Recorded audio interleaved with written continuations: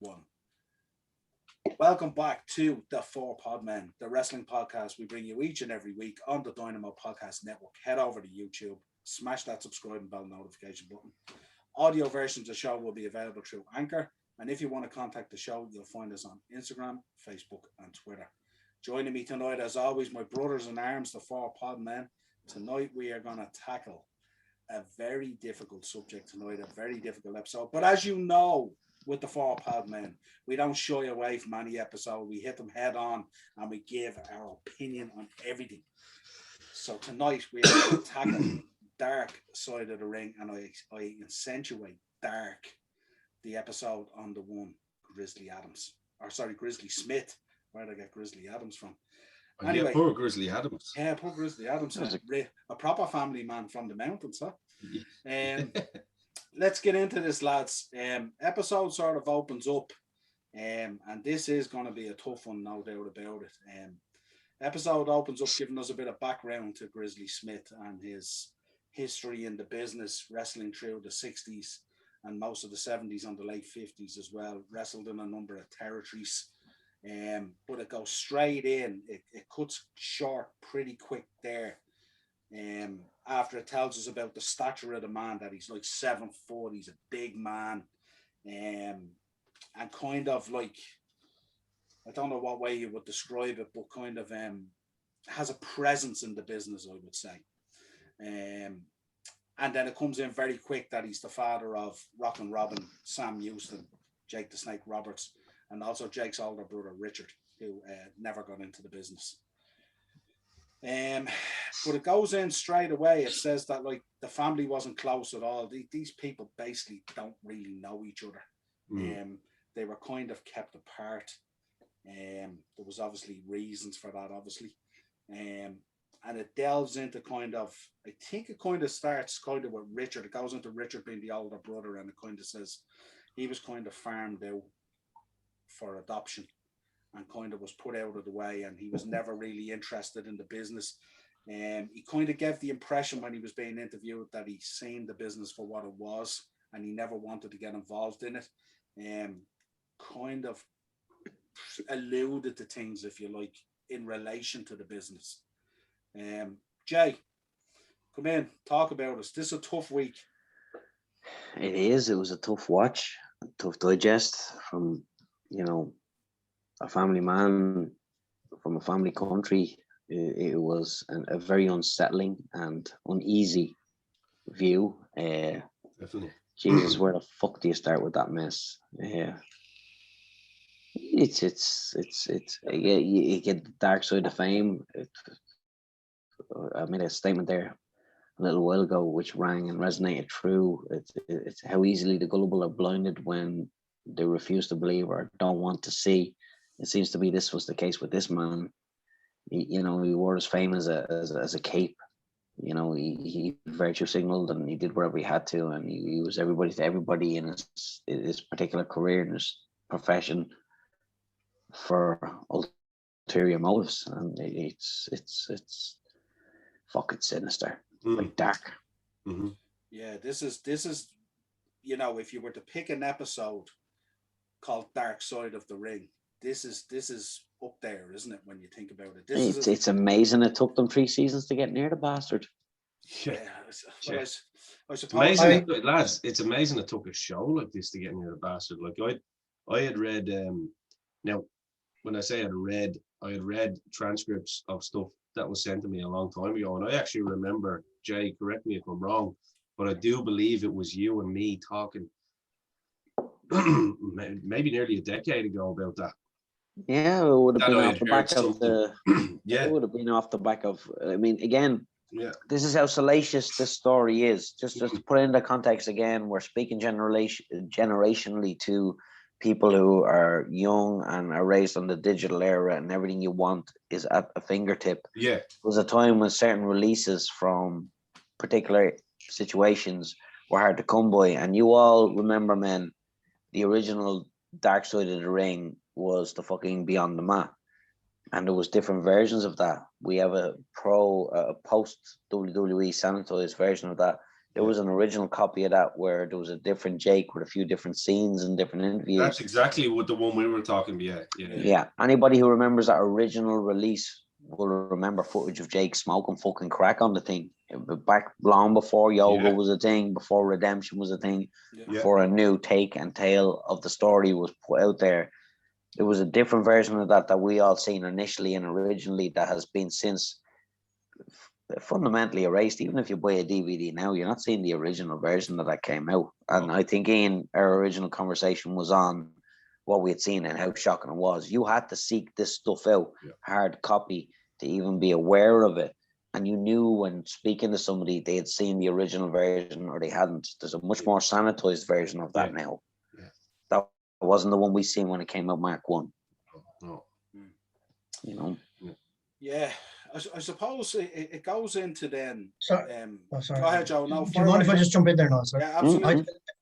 Just on the reason that it took so long to get to this, I have a suspicion that the reason it took so long is they were waiting to get enough people to talk about it, because I imagine they were trying to get people to talk about it, and people were like, "No way, I'm not talking about it, not on camera anyway." And I think that's my suspicion anyway.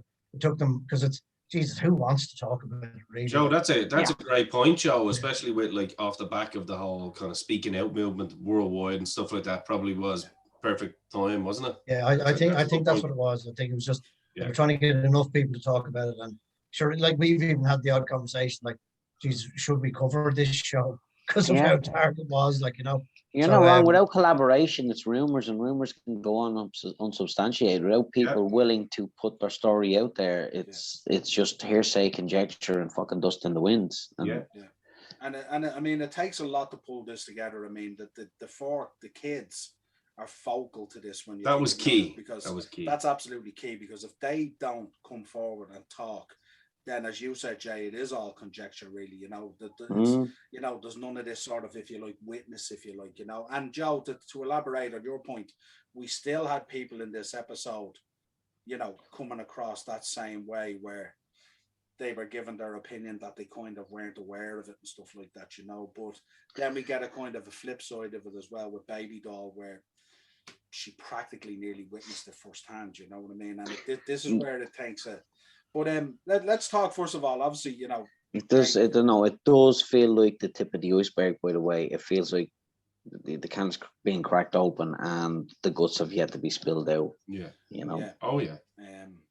But it must have been. I mean, it must be so difficult for these three kids, you know, to be coming forward. I mean, obviously, you know, if you experience this kind of thing, you know, you carry it with you as baggage all through your life. And I suppose it's only by letting it out eventually that some of that kind of lifts, if you like, you know, when you tell your story.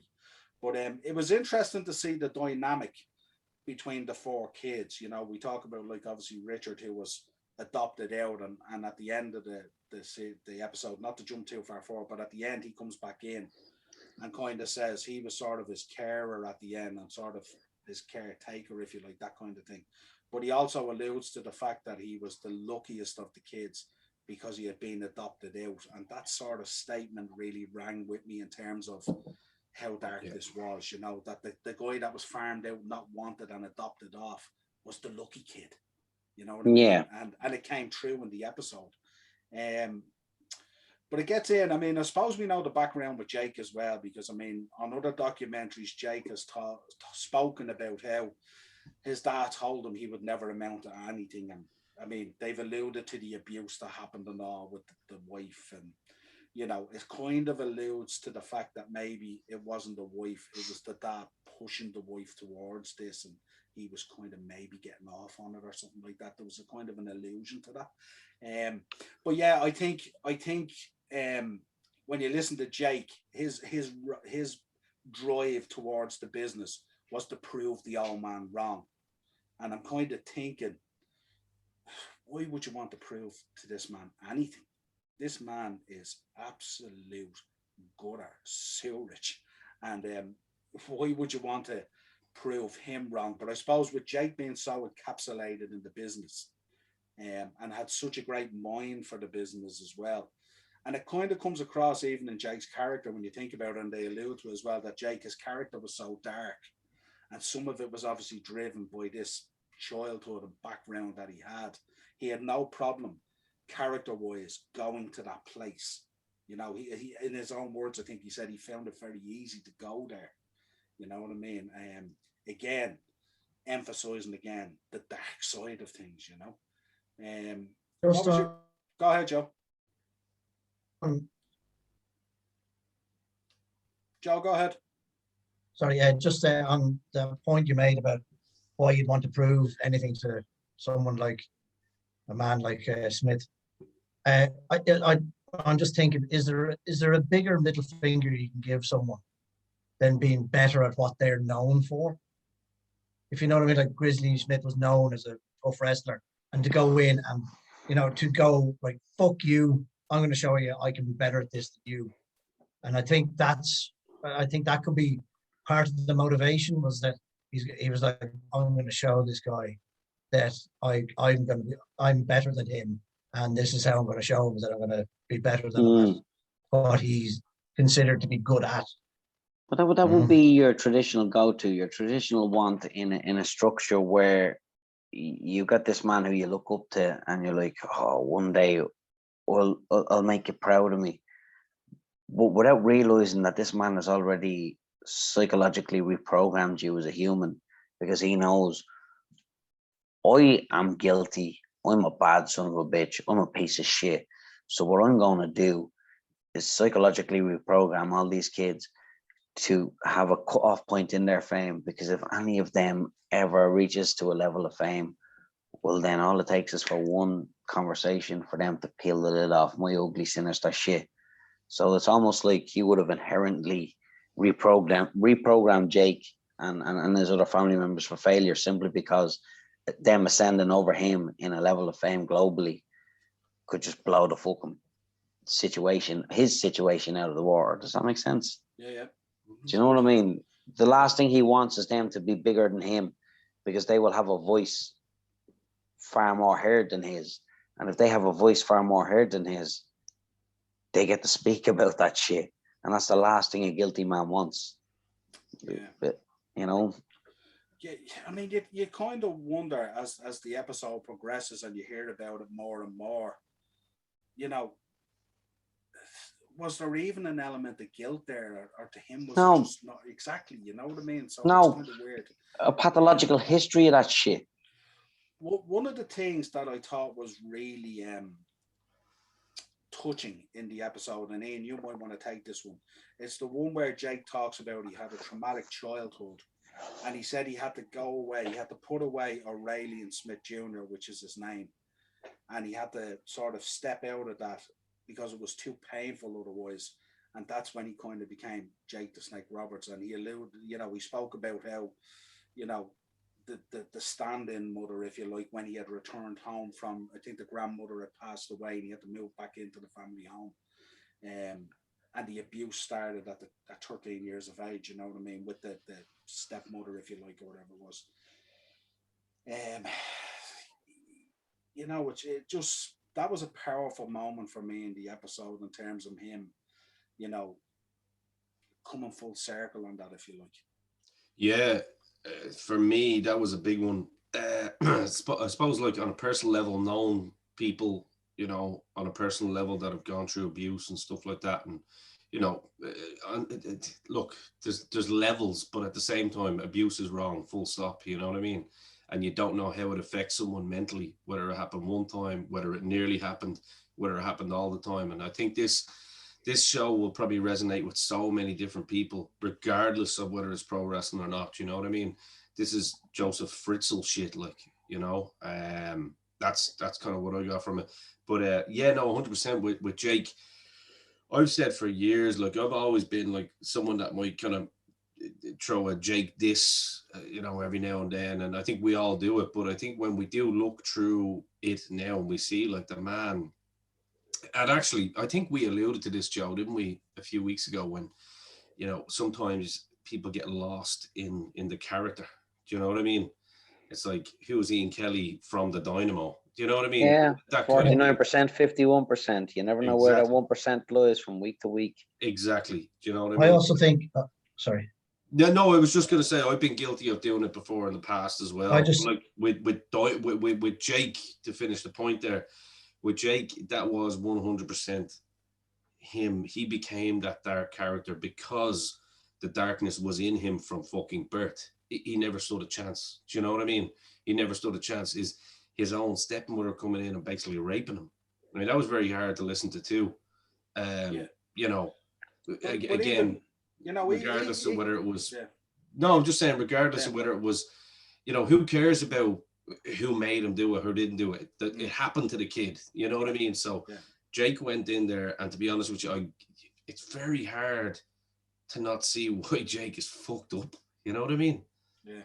but I think he also uses Jake Roberts as a coping mechanism. Who? The dad? No, No, Jake Jake. Roberts. Oh, Jake himself. Yeah, Oh, Jake sorry. Yeah. uses it as a coping mechanism. Yeah. So basically, I think what he's doing is he's boxing off what happened to Aurelian and kind of Yeah, go, that's It's compartmentalization. yeah, Yes. and I am Jake Roberts. Yeah, as if it was You know, another I'm person. not. As if it was Yeah, another I'm not that person. exactly. Yeah. It's almost a split personality. Yeah. You know, that happened to that guy. It didn't happen to me. It didn't happen to Yes. Jake Roberts. And Joe, but what I'm saying though, off the back of that, it's very hard then to have any kind of moral virtue because you've been brought up with no moral virtue. Do you know what I mean? So you're learning your moral virtue in, as Jay likes to call it, a tank full of sharks. Do you know? And you're trying to swim with these sharks, especially back in the 70s and the 80s.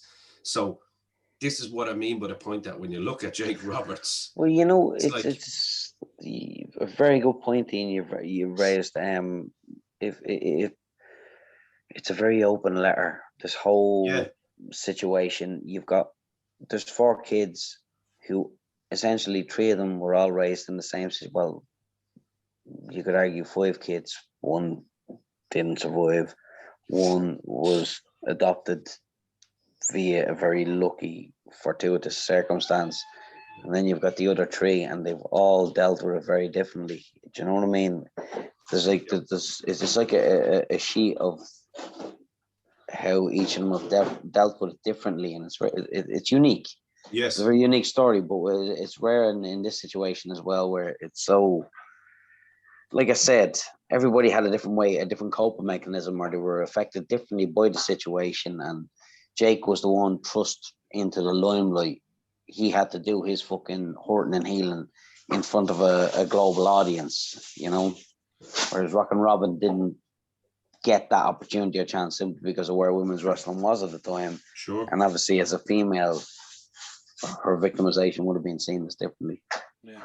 Very true. Very good point, Jay. Good point, Actually, Jay, yeah, and that's absolutely. something I was going to kind of allude to as well. It's like there's no kind of there's no self-help book that you can buy as to how you deal with this correctly. Everyone is different. I mean, the other lad was obviously an alcoholic and spent time in Fucking yes, bless him. He never got the chance at fame, yeah, even though apparently he was the most talented of the lot. Yeah, and he was, and and the real, I wouldn't have been watching him live back then, but I have had the pleasure of watching tapes through tape trading back in the day and watching his skills. And to be honest with you, I didn't have a clue that Rockin' Robin and him were Sam Houston. Yeah, Sam Houston had no clue that they were brothers and sisters, obviously, until later on, like much later on. So this is probably very new for a lot of fans now. But I mean, it was kind of known probably in the sheets, maybe in the kind of late 90s, early 2000s. But it's funny, I do remember Sam from TV. I've always had a soft spot for the cowboy gimmick, and I remember him great looking briefly. Kid as well. Great Yeah. Had a good Another body. one of those. Yeah, he was one of those kind of know, lads that would have fit in over in the UK, like with the cowboy hat and all, with the bell. Terry Gibbs. Yeah. Terry Gibbs, Yeah. 100%, man, 100%. Yeah. But no, I just all wanted for to say Lincoln, that big for London.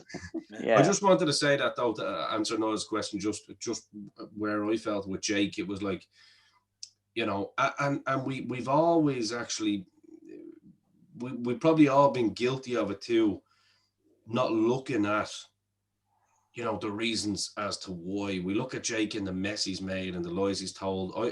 One of the things that really came across with Jake to me, and I've always been all about those two things there, the eyes. The eyes tell the story behind the man or the woman. Do you know what I mean? And you could always see pain behind Jake's eyes.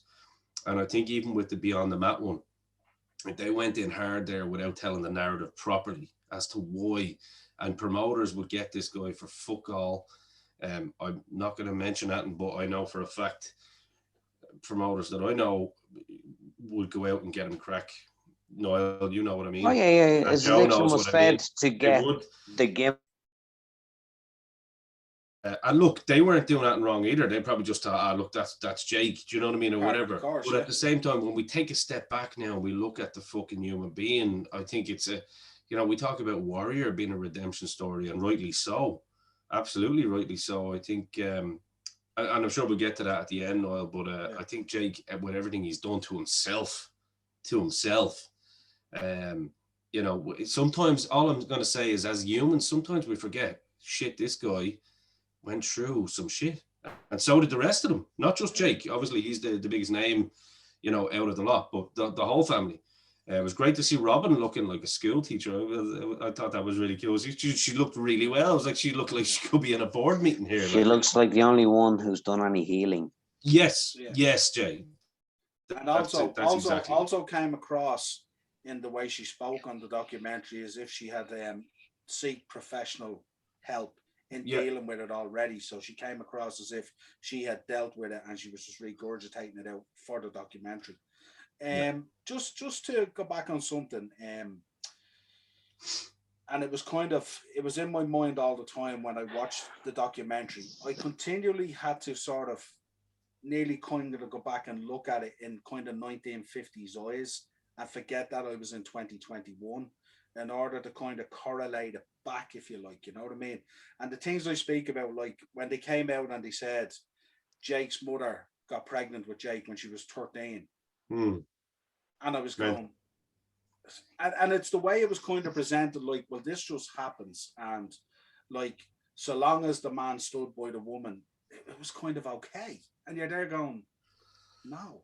Yeah. But then again, you're trying to look at something maybe from the 50s and 60s and correlate it back into 2021. Definitely different times, you know what I mean? Definitely different times, but that's not like an excuse for, but times. No, we're not making excuses at all. Oh no, me neither. No, I do. I do. Again, I do have context for this from a historical perspective. There is a certain view, understanding, and aspect of Bible Belt America or post Reconstruction South America or Southern America at the time. If you go back to 1950, 1960, the average wedded age of a woman would have been about 15 or 16. It's no different in context when you look at the age to how current America would say view the Muslim world. There is a thing there. It was almost like a marry off young, live, settle, raise children, and live a life. Jay, me and you had that conversation on Elvis. You know, Elvis had him there. Priscilla, 15. Jerry Lee Lewis, 13, 14. He picked out Priscilla, but he waited until the time that she was. No, they did. They did the courting thing with the parents and all, and but this is very fucking different. Like I said, there's context and time and how it was. It's one thing to marry a young lady in 1956, Louisville, Kentucky, and then it's completely another thing to go through 3 or 4, 15 or 14 or 13-year-old. Well, hang on a minute. One of the relationships. The one thing that made me sick, right? And Jay, everything that you said is I 100% agree with, like, because I've read Crossroads of Freedom as well, which is a great book for anyone that wants to know about the battle of the blue and red states in America, blah blah blah. It puts a lot of context on that as well. But just without getting political there, one of the things that actually made the hair on my arm stand up was the bit when he knocks at the daughter's door with the 9-year-old. Like, this lad is actually going out courting Yeah, that's a little bit ahead, but you're Fucking not wrong. This guy was a children. habitual monster. There's a difference between the context at the time, in the time, and looking back 50 years to realizing that's still fucking wrong. This is Jimmy Yeah. Savile shit we're talking about here. Yeah. Like, Right? But Yeah. again, the two sides of the coin, this is how we're validating and justifying. It's one thing to look back and judge a time in its frame and say, you know what, that's not right. We can do that. We have the right to do that now. It is not currently correct.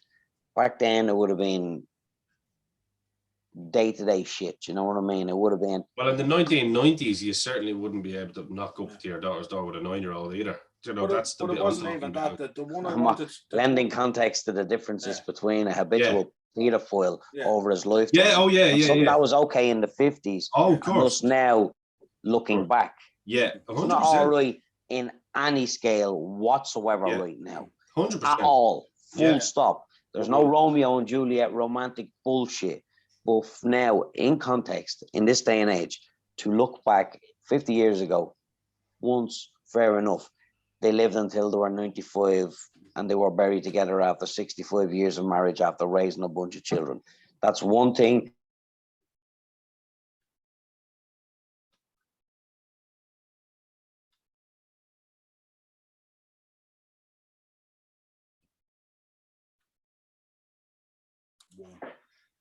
And we're back. I don't know what happened there. I got zoomed out, but we're back anyway.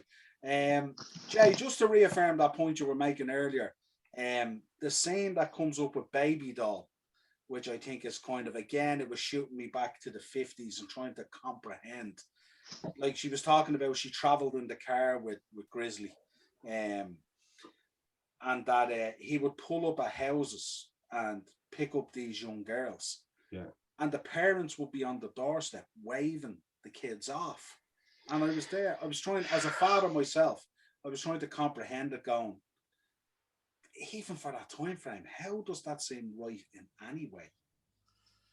I don't think it does. And I think it lends credence to the fact that this man was obviously professing to be some form of preacher, man of the cloth, but as a man, if I want to psychologically understand what this man is capable of, I was thinking about this all day in work, and from a negative perspective, and I do not enjoy these dark thoughts and these dark days, but unfortunately to understand a sociopath or a fucking asshole or a piece of shit like this, you've got to comprehend what he's capable of before you can stop it. To digest this level of fucking maggotry, you got to understand, and again, in this country, we know all about it, and the clergy and what they did to us and what they did to our country, and it echoed loudly when that particular segment came along. I think these innocent, gullible, good-natured people were at the fucking feet of a predator who used to profess to be a fucking Jesus man or a good guy or a purveyor of fucking quantifiable fucking Middle Eastern fruits from a dead fucking book. And I think he was literally a predator to all our sundry. He was obviously a man who was very clued in on his particular habits and knew every fucking door and who lived there and knew every to put what Jay said there in layman's terms as well, was he was 100 million% a manipulator. Yes. All predators are.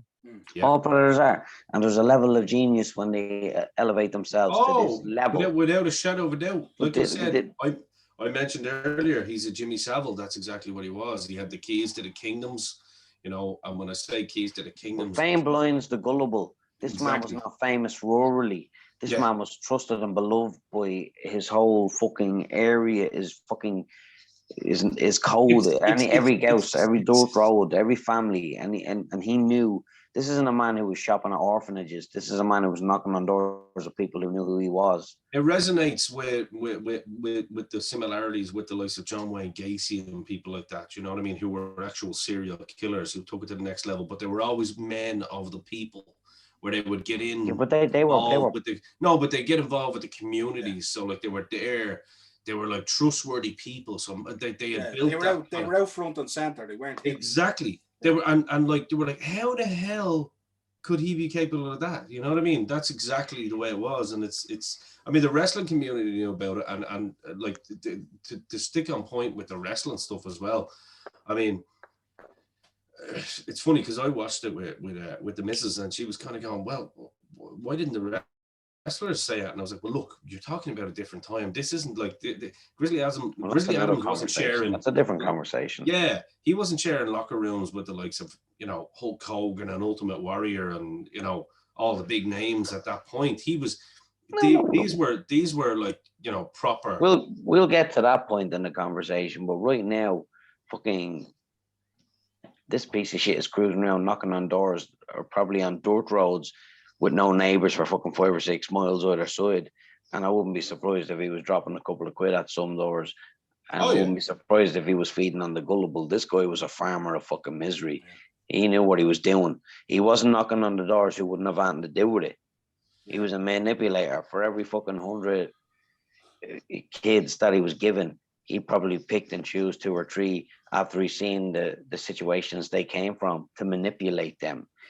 For every, you know, what I'm saying is this guy was farming and very good at it. And for every 99, he knew not to fucking interfere with.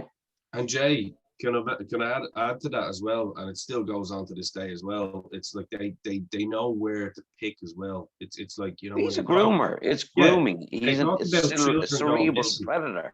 But that's it. They talk about children going missing as well. There is so many families out there that are willing to give their kids up to this thing. You know what I mean? There's someone with a bit of fame. Sometimes gullible people have children.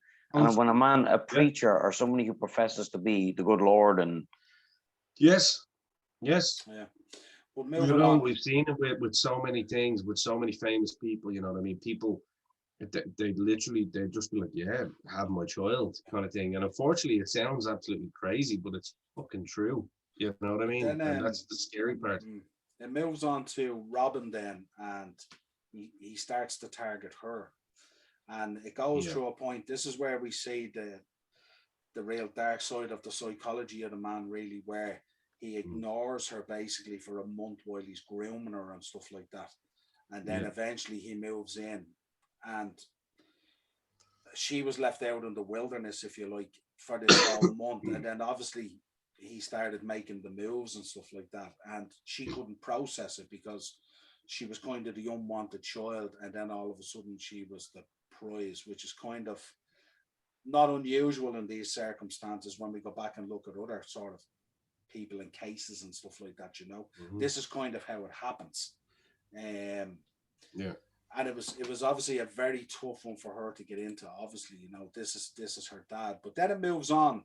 She obviously alludes to the fact that she had the conversation with Jolene, the older sister, and that a conversation was had, but not necessarily, you know, a direct, this is how it is. It was kind of alluded to. And then the next thing we hear, it looks as if the older daughter was about to speak, if you like. And the next thing, she was kidnapped, never found again, presumed dead. And it kind of, the creative side of the documentary leaves it in your mind, alluding to the fact that she was about to speak. And it kind of got you into the feeling that maybe the outfit had taken care of that.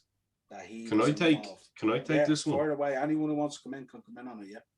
And I don't take it with pleasure, I might add. That was something that I really, really concentrated on. I watched it again today because I knew, again, not with pleasure. But I kind of went to that particular bit, and guys, you're more than willing, you know, you're more than welcome to jump in at any time on this because I'm not an expert. But when I was watching that, at first I was thinking, Jesus, was there something going on that maybe, because they kind of give you the idea that maybe someone had a bit of an issue with him or something, do you know what I mean? And somebody may have, you know, had heat here, and you're thinking, right, this is a perfect, and anyway, I'm muddling my words. The point I'm trying to make is that when the aftermath of it is where I just said to myself, this is my own personal opinion. It's not the opinion of anyone else. My own personal opinion is 100% he had something to do with it. because when the dust settled, when they said he wasn't crying, he wasn't fucking, he wasn't, pining for her or anything like He that. wouldn't let them into court. Exactly.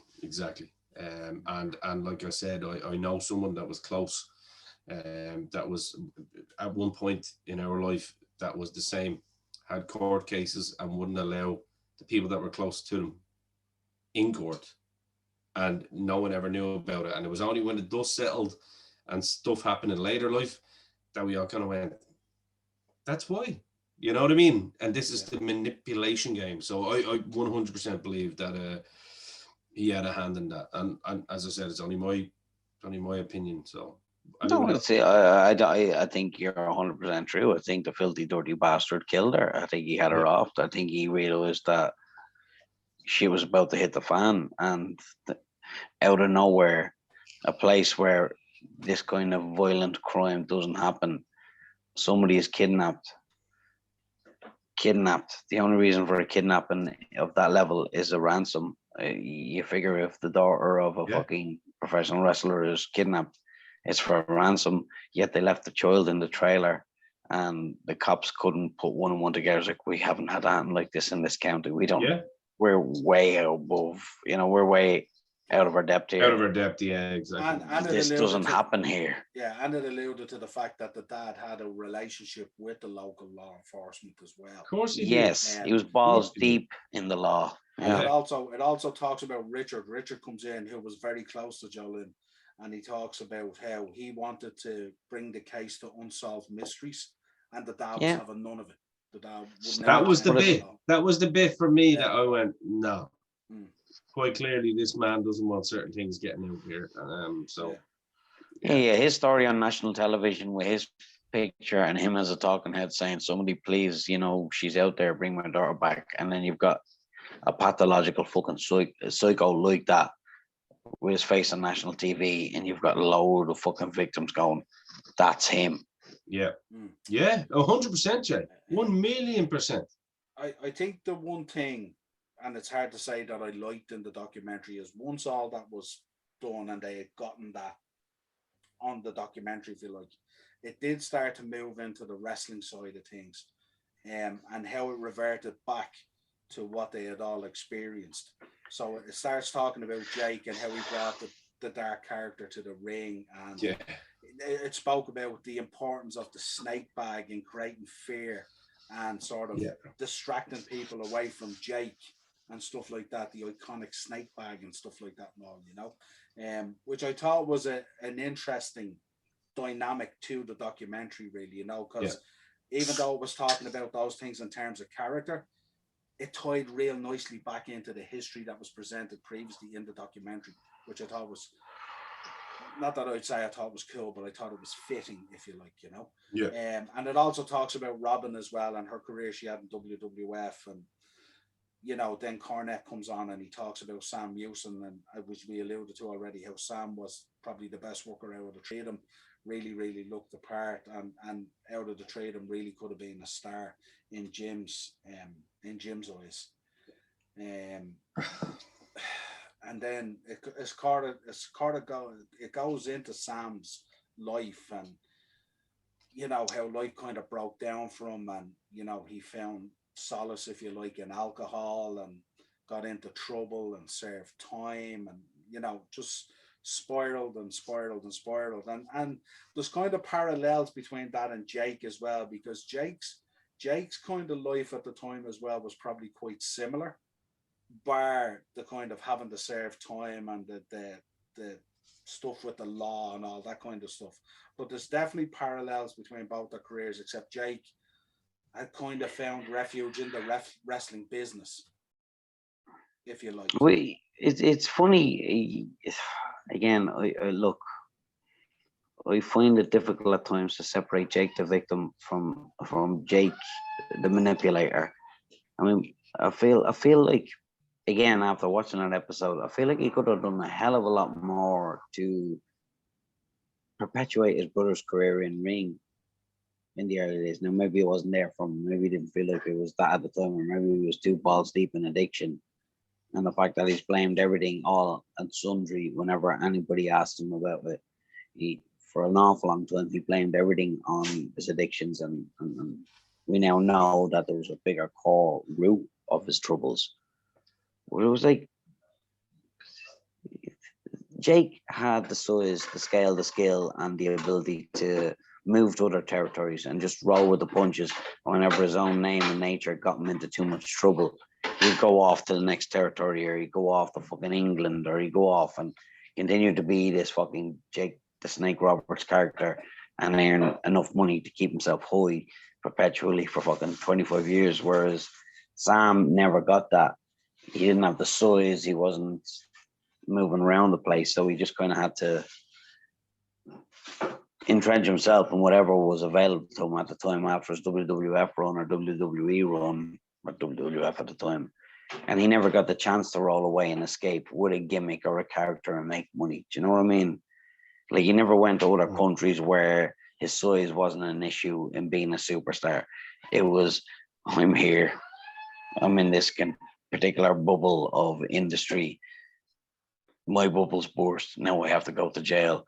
I've been dealing with the same troubles and problems that other members of my family have. I just haven't had a lick of the fame they have. And I'm probably not as aware of the troubles that they are. But here I am. I'm in jail. I'm trying to kill myself. I never had an opportunity to travel the world or be a famous Sam Houston fucking wrestler. I pitied him. I want his story. I'd like his story alone, away from these other stories.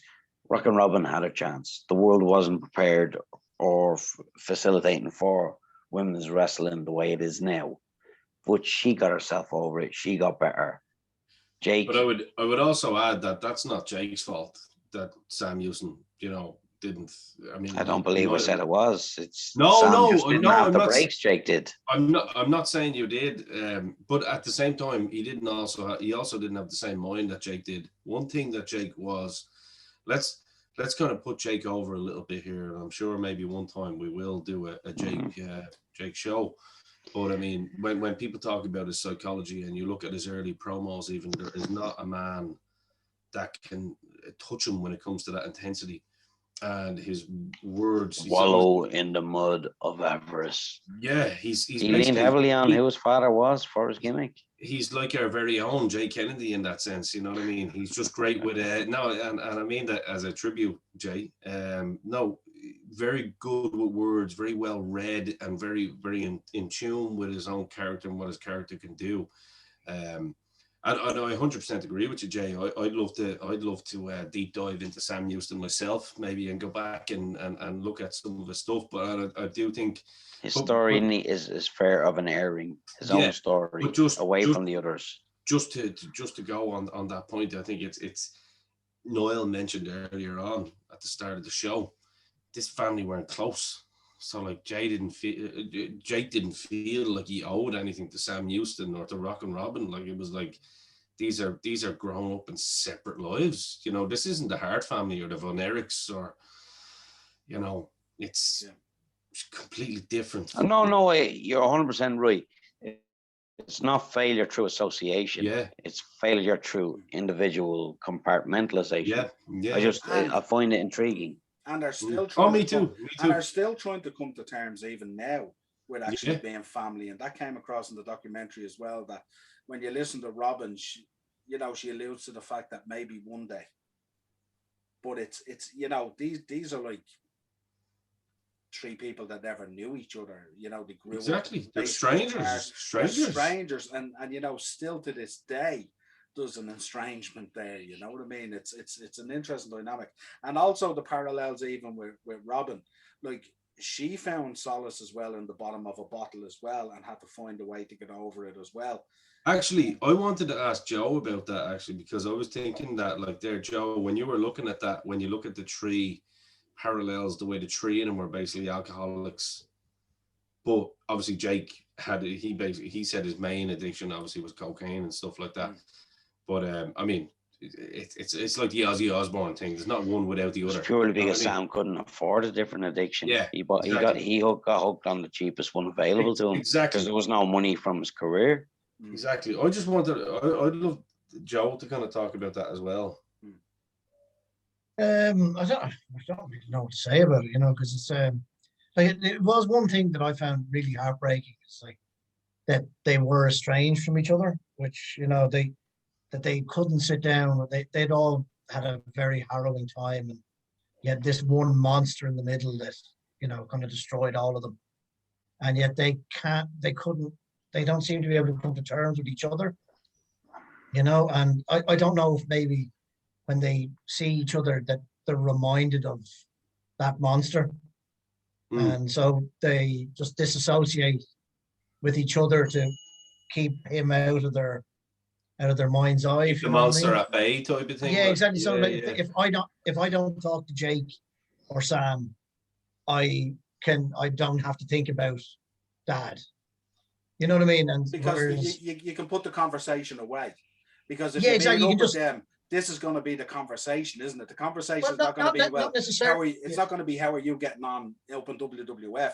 It's No, going to be about the monster, isn't it? If they yeah, get no, together. I don't even think it's as much that no that they don't need to talk about it, but I just think that them being around each other is kind of a reminder that their connection to each other has an awful lot to do with that guy.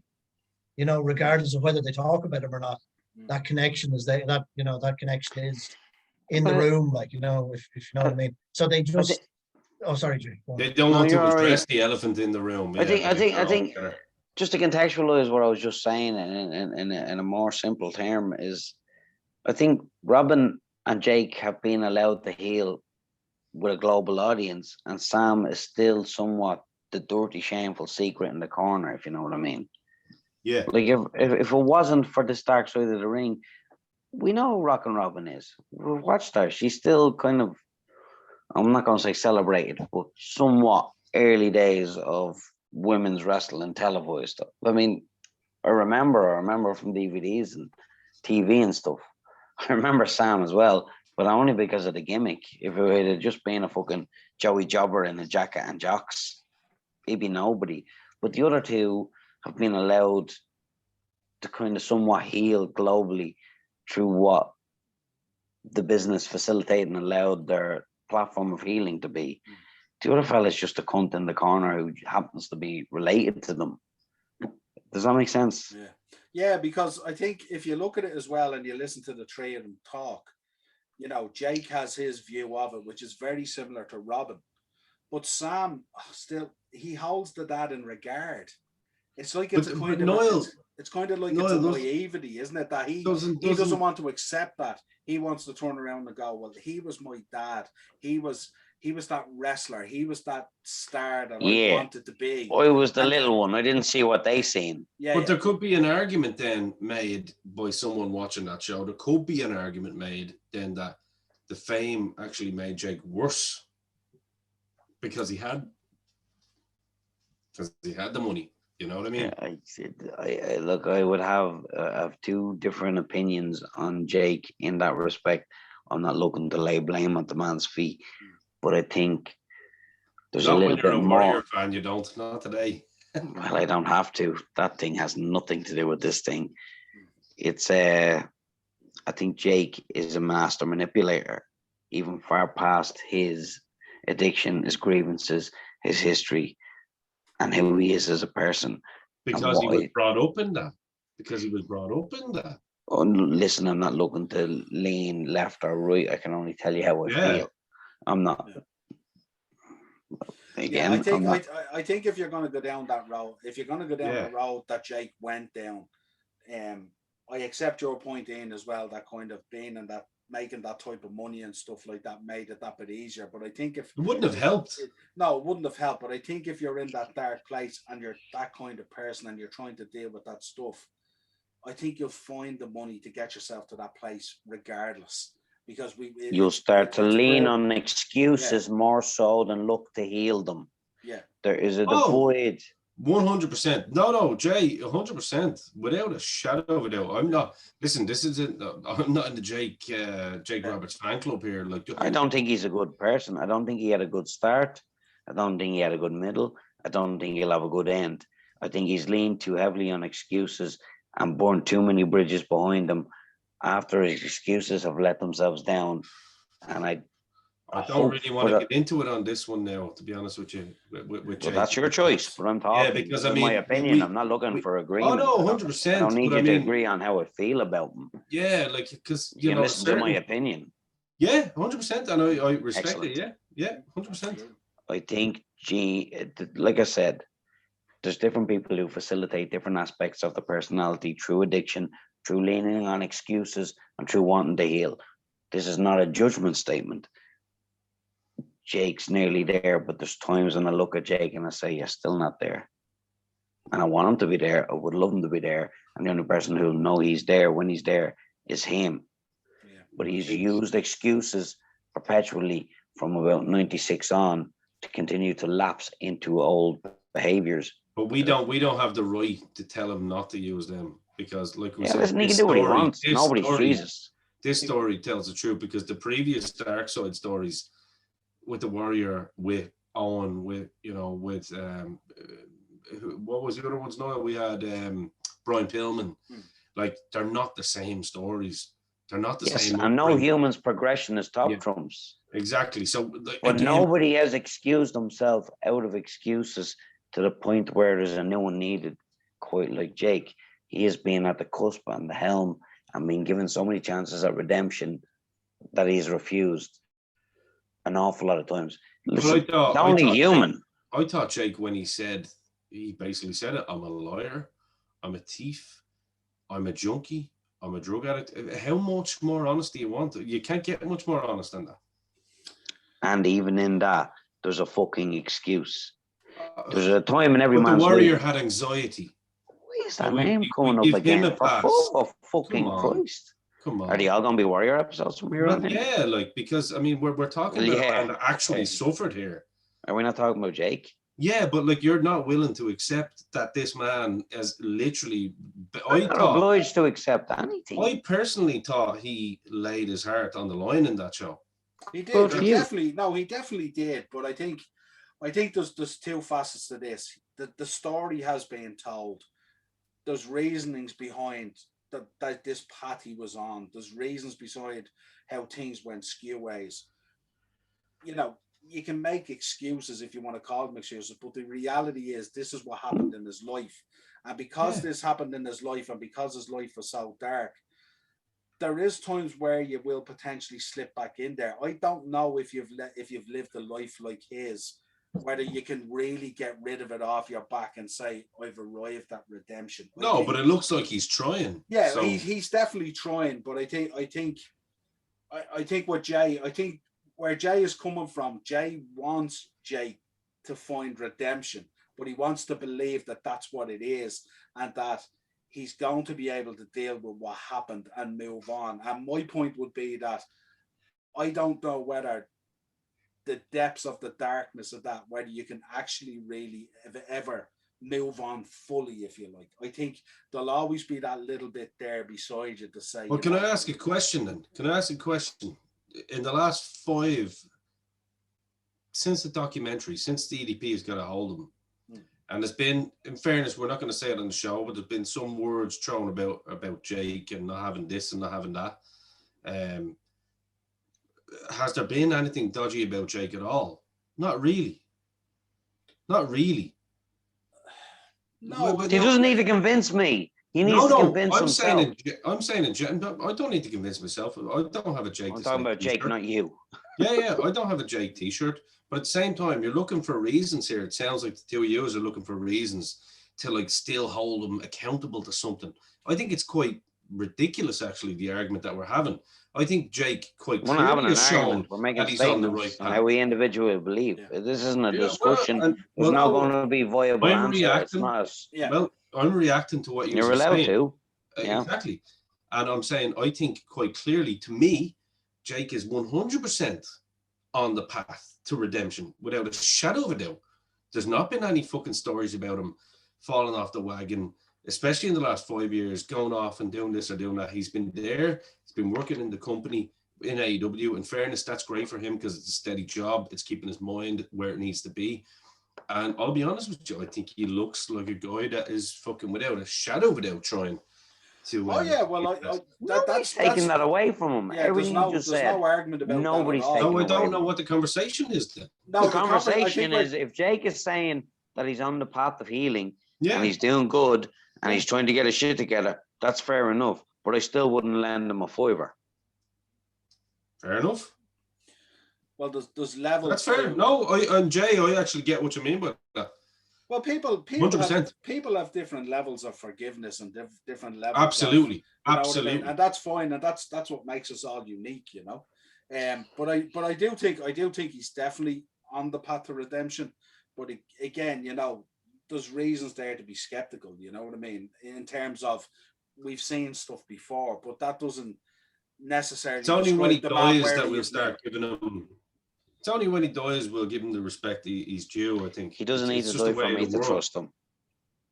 It is. That's what's going to happen. It's only when Jake the Snake passes that people will go, "Oh, Jesus, he did live his life fairly well at the end." That's just how I feel about it. Yeah.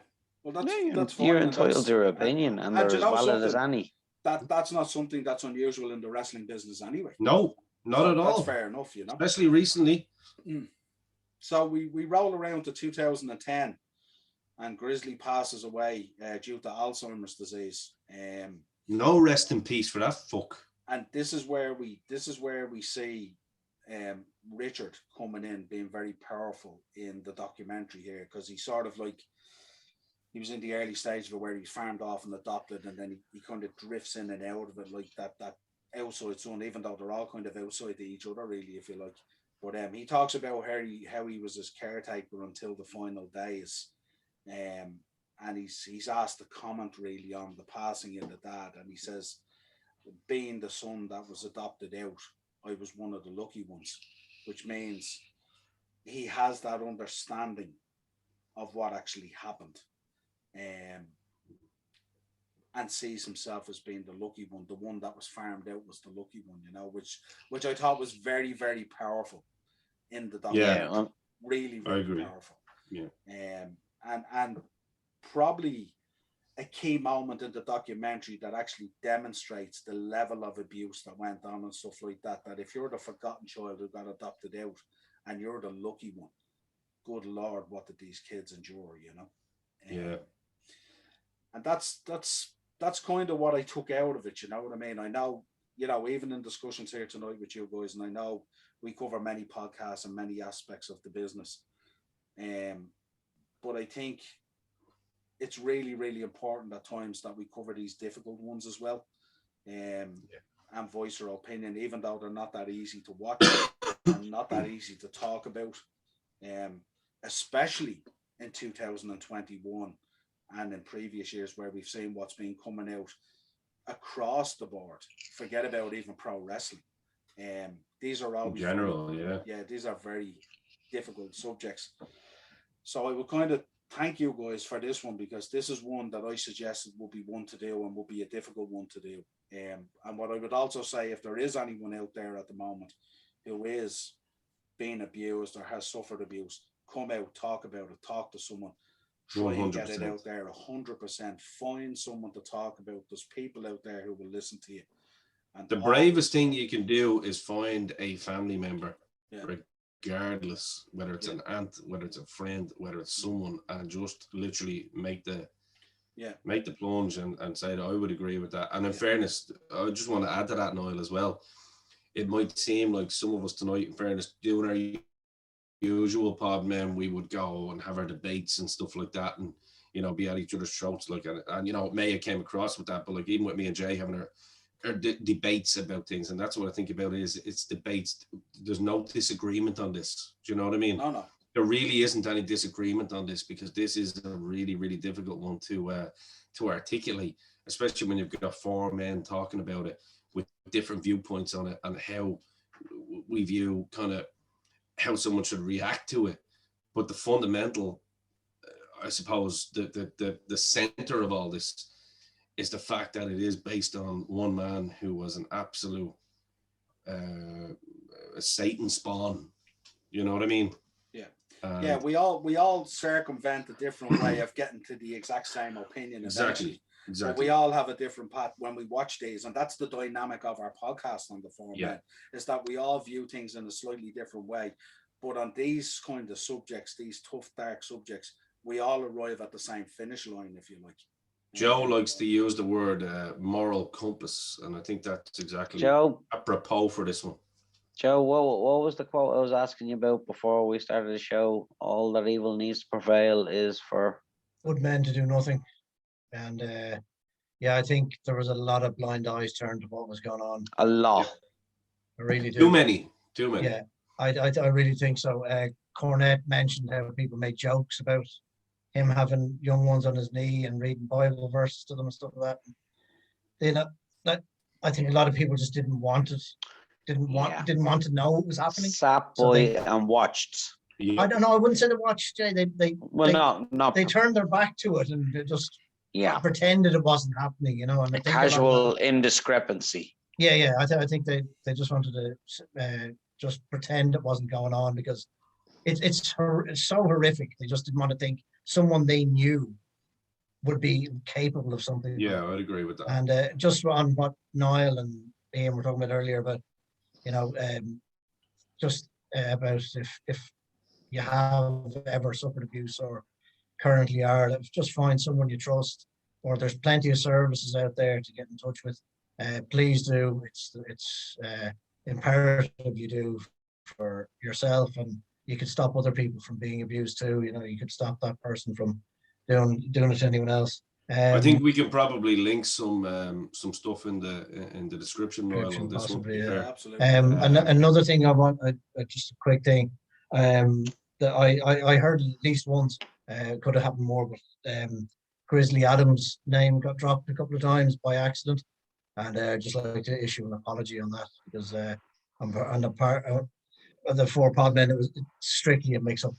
But if anyone by anyone that did say it, it's Grizzly Smith, as we all know. But I did hear it at least once. Grizzly Adams was good mountain people. Yeah. But I just wanted to throw it's an apology from all four of us. Yeah, I would agree with that. The name got dropped by accident, and it was just a mix-up.